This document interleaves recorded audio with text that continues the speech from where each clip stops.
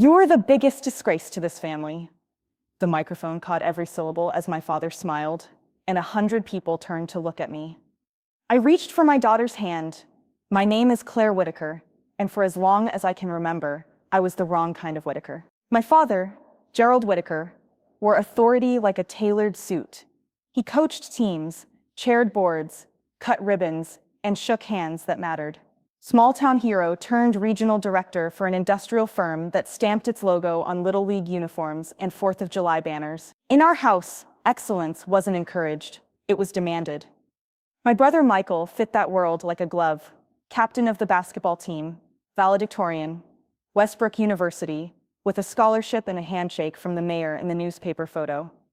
I was the one who drew in the margins. I fell in love with literature, with quiet corners of libraries, with the way sunlight found dust and turned it to glitter. I did well in school, but not in the ways that made headlines. To Dad, my straight A's in English meant less than Michael's B in physics. That was the math of our family.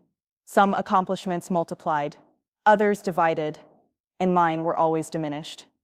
By senior spring, I had a full ride to a small liberal arts college 5 states away. I carried my acceptance letter like a passport to a country where I might be allowed to be fully myself. I could feel it, a life that was mine alone. And then I found out I was pregnant. The father was a boy I met at a county debate scrimmage, blue-eyed and reckless, the kind of boy who quoted political podcasts like Scripture and swore he'd move to DC and change everything. He left for basic training as soon as I told him, then stopped answering. There are people who make promises and people who make plans. I learned, fast, to tell the difference. I told my parents after dinner on a Tuesday. The tick of the kitchen clock seemed to grow louder with each breath.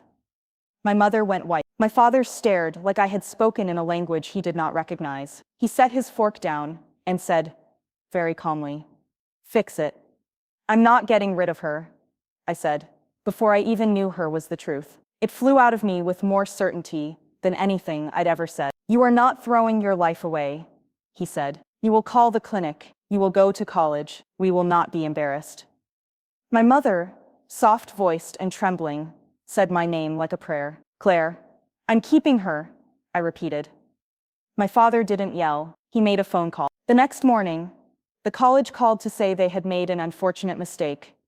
My financial aid package had been recalculated due to a discrepancy, and my scholarship was no longer available. I remember the way the admissions counselor's voice faltered when I asked for specifics, as if she wished she could tell me something and couldn't. Later, a former teacher quietly told me she had overheard my father in the school office promising a check to the booster club if certain calls were made. I didn't have the words for it then, but I do now. He closed a door to protect the picture frame of his life. He would rather have a crushed daughter than a messy mantle. I graduated in June with a belly under my robe and a principal who refused to let me sit on stage for optics. My mother pressed my hand so hard it hurt, as if pressure could keep me from breaking. Michael hugged me and whispered, "I'm sorry," which I believed. In photographs, I'm smiling with my mouth and not my eyes.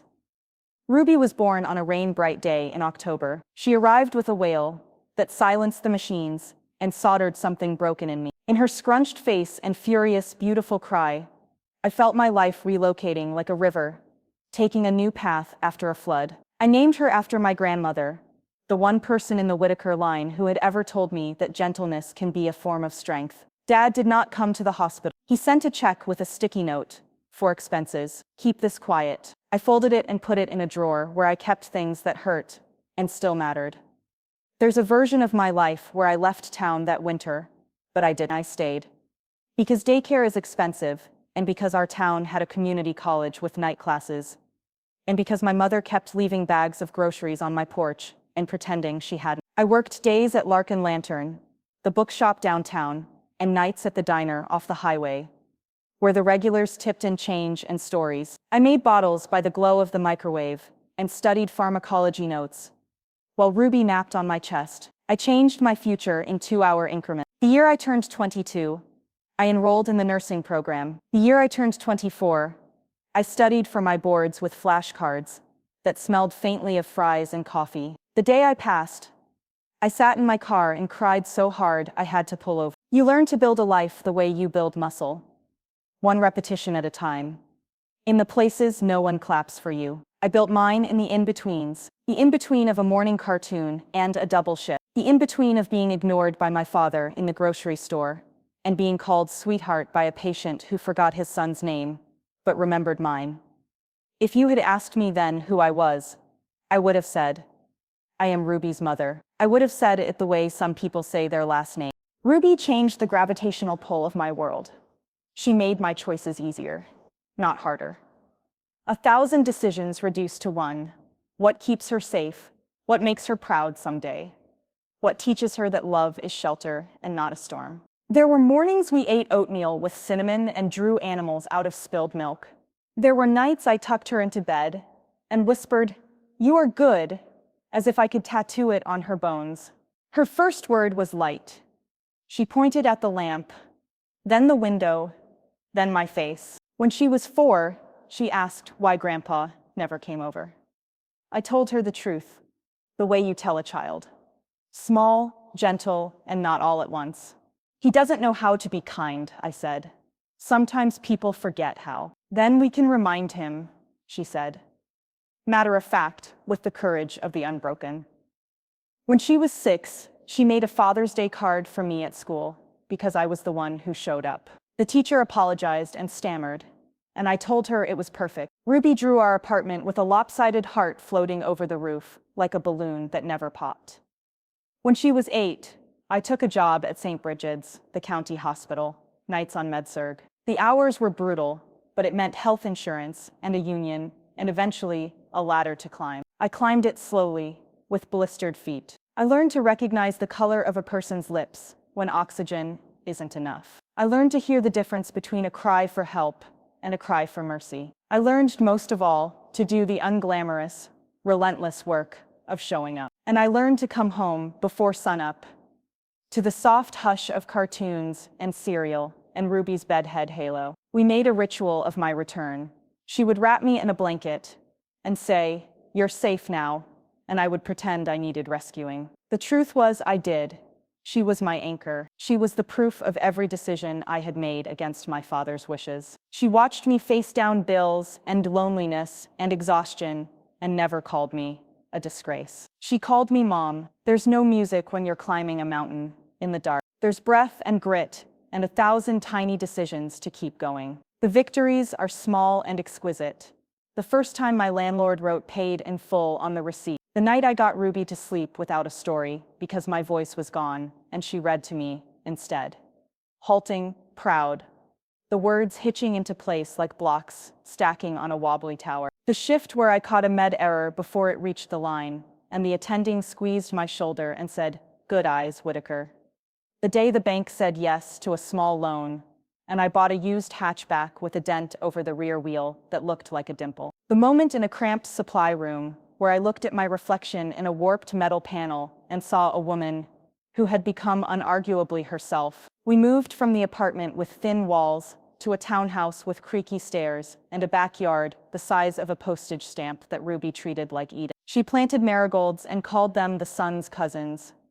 I took courses toward becoming an RN BSN, then sat up late doing homework while Ruby constructed Tinker Toy fortresses at my feet. I learned to say no to extra shifts when it meant missing her school play. I learned to say yes when saying yes meant keeping the lights on. I carried the ledger of our life in my head and balanced it with whatever kindness I could give myself. And I kept waiting for the day my father might soften. Maybe he would see us at the grocery store and stop pretending he couldn't, his gaze sliding over me the way you skip an ad. Maybe he would call and ask to meet Ruby. Maybe he would remember that his granddaughter's first word was light and decide to bring some.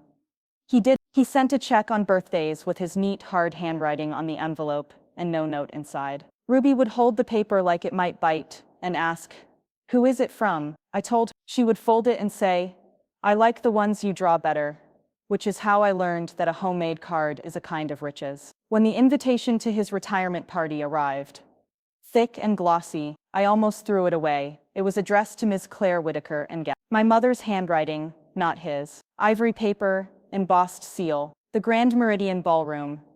A list of sponsors that read like the donor wall of our town. I put it under a stack of bills. It itched there, like a tag in a shirt you can't cut out. I told myself I didn't care about the banquet, or the toasts, or the slideshow of his decades of service. I told myself I didn't need to be in that room. Ruby found the invite the next morning while hunting for a permission slip. She read it with her mouth open, then gasped as if she'd discovered treasure. "We're going to a party. It's for your grandpa," I said, careful. "Are we invited?" She tapped the embossed seal like a secret key. "Yes," I said, because the envelope said because my mother wanted me there, because I could not keep telling Ruby that family matters and then sit out the parts I didn't like. She grinned. "Can I wear my blue dress?" "You can wear a crown if you want," I said, and laughed, because I didn't know then what the room would do to us. The Grand Meridian might as well have been built as a shrine to people like my father. Marble floors, velvet drapes, chandeliers heavy as moons. The kind of place where you pay extra just to cut the cake. The kind of place that keeps the lights dim to flatter secrets. We arrived a few minutes early. Ruby's hand was small and hot in mine. Her blue dress did look like a crown had been promised.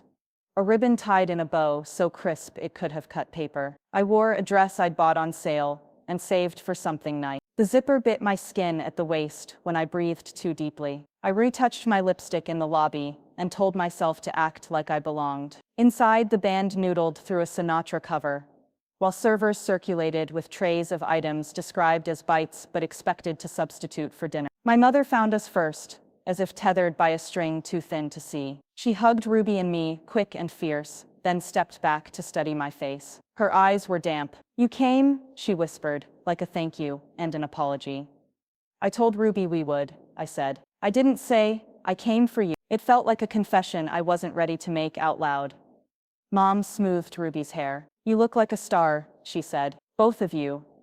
Dad was making his rounds. He was at the center of each ring of people, the orbit around which the room spun. He had the microphone in hand even when he wasn't speaking, as if it might be dangerous to let go. He looked older, I realized. Not smaller, he would never allow that, but worn around the edges in a way that made me ache. He turned, saw me, and paused. In a movie, this is where he would cross the room, arms open, ready to bridge the chasm with a single gesture. In life, he nodded. He motioned vaguely in our direction, then turned back to the man in a sheriff's uniform, who was telling a story that made everyone laugh. Michael appeared like he always does, right when you need him. He kissed my cheek, swung Ruby up in his arms, and asked for a dance. He's the kind of uncle who knows the names of Ruby's stuffed animals and never forgets to ask about them. I watched them twirl to a saxophone and felt that slippery, dangerous feeling that the night might be okay. The MC tapped the mic and asked everyone to take their seats for the speeches. The program included a slideshow, a plaque presentation, and open remarks. I found our place cards, Claire Whitaker, and slappily handwritten, Ruby Sohn. My mother's rebellion in ink. I sat with Ruby on one side and on the other, a woman who told me within 30 seconds that she had known me since you were a baby. She said it like ownership. She listed my missteps with the brisk efficiency of a court stenographer. "You were so smart, such a shame about the, you know." Then she squeezed my arm as if we shared a joke. "Of course you turned out fine," she said. "Look at you now, you look tidy." I smiled the smile that women learn when politeness is part of our survival kit. The lights dimmed. The slideshow was a parade of my father's victories, hard hats and groundbreakings. A shot with the governor, newspaper clippings where his name was bold and the headlines were war metaphors. There was one photo of our family. Mom in a dress the color of hope. Michael in a suit too big for him, me in a frosty blue junior prom gown, and even there, I felt like I'd been cropped. The applause swelled when my father took the stage. He stood under the chandelier, like a king who could command light. His voice filled the room, warm and polished. He thanked the company, the city council, the volunteers, the coaches, the men who taught him to man up, the men he taught, the men who would inherit his place. He thanked my mother for her patience. He thanked Michael for carrying on the Whitaker name with pride. And then his eyes found me. "And then," he said, as if he were about to deliver a punchline that would be kinder than the truth, "there's Claire." A polite chuckle rippled. The room smelled blood and tried to pretend it was wine. He smiled. "Our family's biggest disappointment." The microphone never squealed. It didn't have to. The silence did the work instead. I don't remember standing. I only remember that I did. The chair scraping, Ruby still holding my hand because her instinct is always to steady me first. The room was a mosaic of faces that knew me as an anecdote. The woman next to me gasped and then recovered, as if recovering meant rerouting. Mom brought a hand to her mouth. Michael took a step toward the stage and then stopped, the math of filial duty exploding behind his eyes. My father cocked his head. "You chose your path," he said, conversationally, as if he were commenting on the weather. "We all have choices." Something shifted in my peripheral vision. Small, electric. Ruby let go of my hand.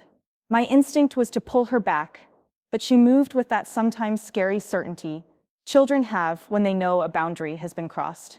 She climbed onto her chair. "Excuse me," she said. The room, which had been full of grown-up performances, swung toward a child like flowers turning to the sun. Ruby wasn't yelling. She wasn't crying. She was steady in a way I am not. "My mom is not a disgrace," she said into the air, because no one had thought to give her a microphone. "She's my hero." The MC, flustered, made a move to shush her. Michael reached him first, and with a look that could have soldered steel, gently took the extra mic off the podium. He passed it to Ruby like he was handing her a medal. She held it with 2 hands because it was heavy. She cleared her throat. A small, practiced sound, the same one she makes before reading aloud in class. "My mom," she began, "works nights taking care of people who are sick. She comes home and makes me waffles. She helps me with math, even when her eyes are tired. She taught me to always tell the truth, even if it makes people mad. She told me that family means we don't leave people behind." Ruby looked at my father. She was not cruel. She was a mirror. "You left us behind." A shiver went through the room like a pulled zipper. "She didn't make a mistake," Ruby said, and I could feel the quiver at the edge of her voice, the cliff she refused to fall from. "She made me."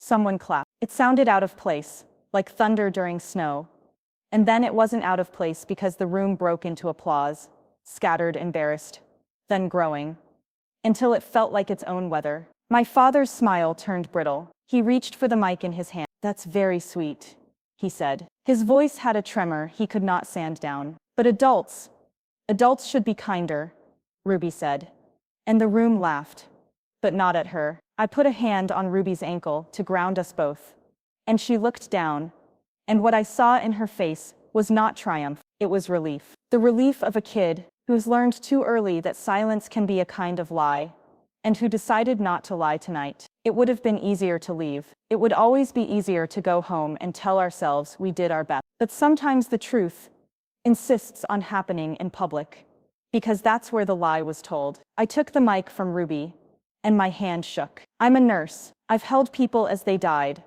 and as they lived, and still I shook. The body knows when it is breaking a rule older than its bone." "Dad," I said. Saying his name in a room like this felt like stepping onto ice that might not hold. "You asked me to get an abortion when I was 17. A small sound rippled. Surprise, sorrow, denial. I kept going. "You called the college and made sure my scholarship disappeared. You told the principal not to let me on stage. You told me that I would ruin your life if I kept my baby." Mom made another sound. This one I recognized. A prayer punctured. "You told me I had a choice," I said, "but you tried to make sure I only had one. The thing is, I chose her." I touched Ruby's shoe, the strap pinching a little, "and I would choose her again, 1,000 times, even if it meant sitting here tonight, while you call me a disgrace." I turned to the room, to the people who had made space in their plans to eat small food and applaud large egos. "Some of you knew," I said, and let the truth be as gentle as I could make it, and as sharp as it had to be. "Some of you looked away. Some of you patted my arm in the produce aisle and told me it was a shame. But this," I gestured to Ruby, to my mother's white knuckles, to Michael's jaw locked like a door. "This is not a shame. This is a family." My father opened his mouth. He was not a man used to being interrupted. "You..."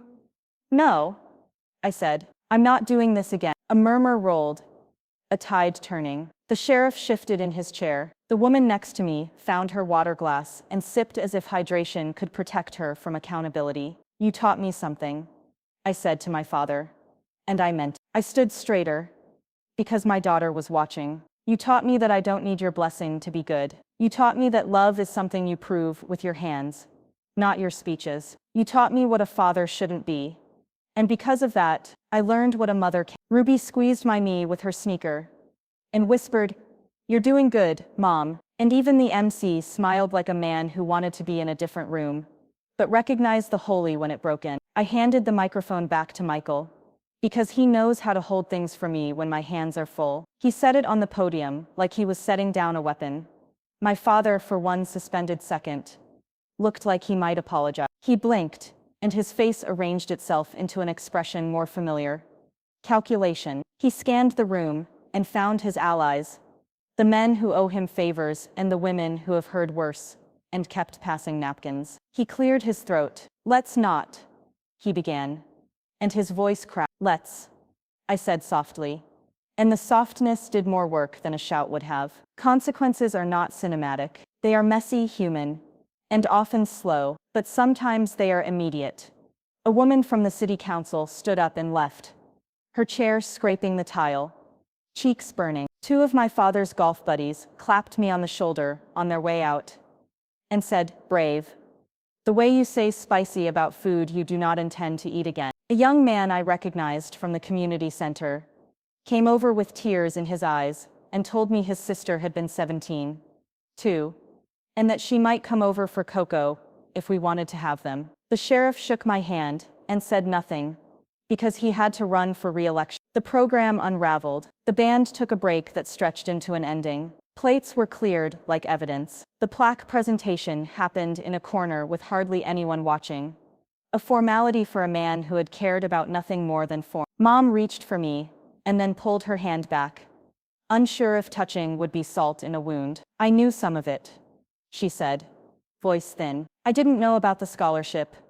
"I know," I said, and meant it. Loving someone can distort your view, like heat over a road. Michael hugged me so hard my ribs complained. He bent to Ruby and whispered something that made her giggle, and the relief in that sound was a life raft. My father stood on the stage and watched the room empty like a house after an open house, life flashing in and out with polite curiosity, and then moving along. He had spent 40 years building a throne out of usefulness, and tonight the throne had no place to sit. He came down the steps, walked toward us, and stopped like he'd reached an invisible fence. "You made a scene," he said. He didn't yell. He never needed to yell. That, after all, was my job in his story. "You made a lie," I said, and it was the simplest thing I had ever said to him. He looked at Ruby, and for a moment the armor cracked. He saw himself there, not in blood, but in stubbornness. He opened his mouth, closed it, opened it. "You both should go," he said, finally, because it was the only power he still had. "The door." "We will," I said, "but I won't carry this for you anymore." We left. We drove home with the windows down, because the night tasted better that way. Ruby sang the radio wrong, on purpose to make me laugh. I let her. Laughter is a kind of disinfectant. The next morning, I woke to a dozen texts from people who had been in the room, and 100 more from people who had heard from people who had been in the room. Someone had recorded Ruby's speech. It had been posted on a neighborhood page, then shared again. The headline was the kind that travels. "Little girl defends her mom after grandpa calls her a disgrace. Listen to what she says." I should say I didn't read the comments. I did. I read every single one. I learned nothing new about the internet, and everything new about how many people needed us to be brave, so they could remember that they were too. My father's company issued a bland statement about privacy and regret. The Grand Meridian sent a mass email about their commitment to safe events. The city council postponed a vote until the community has time to heal, which is what people say when they do not want to decide. But people who matter showed up. Our next-door neighbor mowed our postage stamp lawn and pretended it was his idea. The cashier at the grocery store snuck Ruby a lollipop and winked at me over her head. A mother from Ruby's class sent a card that said, "You are seen with no signature," and $20 inside, in case I wanted it to be from an angel. My father didn't call. He didn't text. He mailed a letter, addressed in that hard, neat handwriting, to Ms. Claire Whitaker. Inside was a check and a line. "This should make up for some of the costs." No apology, no love, just math. I tore the check in half, Then again, then again, then again, until it was confetti on the kitchen counter. Ruby swept it into the trash. "We don't need it," she said. "We don't," I said, and felt it land, solid like a foot finding a stair in the dark. Life did not become easy.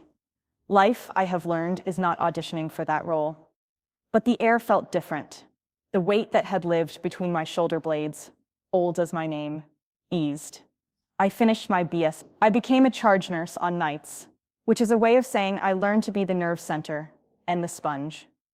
I started a free clinic 2 Saturdays a month at the community center with a pediatrician who laughed at my jokes and cried at children's art. We called it Second Saturday, and we made it feel like a party. Face paint, balloons, vaccines, blood pressure checks, pamphlets that did not condescend. People came. They said thank you like a benediction. A local paper ran a story about the clinic and mentioned, gently, the night at the Grand Meridian. Not the gossip, but the why.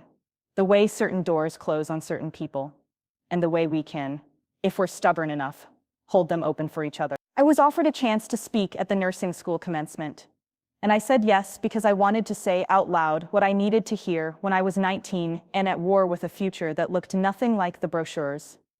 I told them about dignity as a daily practice. I told them about the days that would feel like losses but would be victories because they kept someone alive.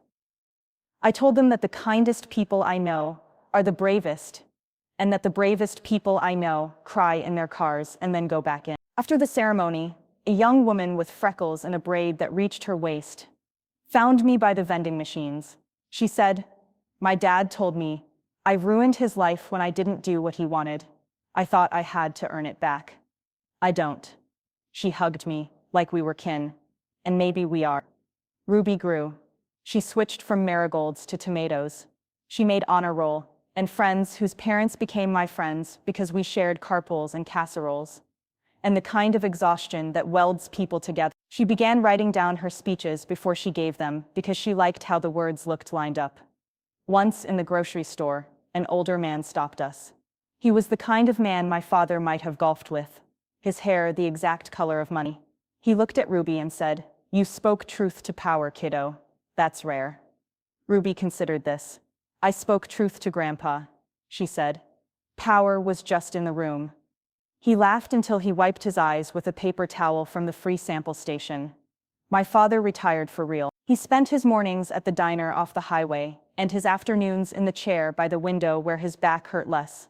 People still stopped him to say thank you for donations and sponsorships and awards. He accepted each with grace. He had been generous in all the ways that could be photographed. I saw him in the produce aisle, one Wednesday, picking out peaches. He didn't see me at first. He looked smaller, and my heart did, that treacherous, loving thing. Ruby was with me.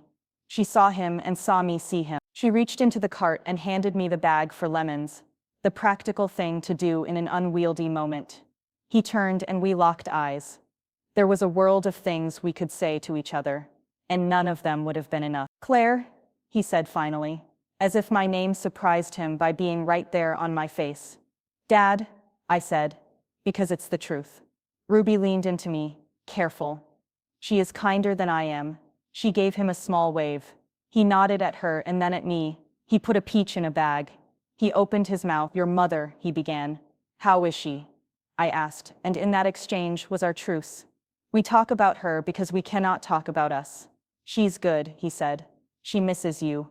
We see her every Sunday," I said, and saw the flinch because he doesn't. He looked at the peaches like they were answers. "I shouldn't have said it," he murmured, and I think the "it" he meant was the sentence into the microphone. There were other "its" that lived in the house we'd never walk through together again. "Okay," I said. "I didn't say I forgive you because forgiveness is an architecture that requires more than one builder. I didn't say I need you because I don't. I didn't say I love you because love is a verb and he is retired." "Okay," he echoed, and put his head down and counted his fruit. We left with lemons and tomatoes and the kind of silence that isn't empty, just unfinished. Some nights the video of Ruby surfaces again, gets a fresh round of shares, and my phone fills with hearts and thanks. It doesn't change who pays my rent or who stacks the chairs after Second Saturday, or who holds the hand of a man whose blood pressure is a storm. But it's a reminder. We told the truth, and the truth liked being told. This morning, Ruby and I made waffles, the batter lumpy in the way that keeps them honest. The window was open to let the world in. Birds, a neighbor's laugh, the lawnmower, a few doors down harmonizing with a dog. The light through the blinds drew bars on the floor that felt less like prison and more like sheet music. Ruby set the table with more forks than we needed, because she is an optimist about guests. She cut strawberries and arranged them into a heart that looked accidental and was. She poured syrup with the concentration of a surgeon. "Mom," she said, when we sat down. She had that look, the one she gets before she says something that will move my life a few degrees, and I won't know it until later. Do you think Grandpa knows he's wrong?" I thought of peaches, and microphones, and the way men like my father are taught to confuse winning with living. I thought of my mother's hands, rubbed raw by a life of smoothing edges. I thought of my daughter on a chair, telling a room of adults something they had forgotten how to say. "I think," I said slowly, "that sometimes people know, and sometimes they can't afford to know, but the truth doesn't need their permission." Ruby nodded, satisfied like a scientist whose experiment worked even if the beaker cracked. She ate a strawberry and looked at me like she was memorizing my face the way you memorize a map.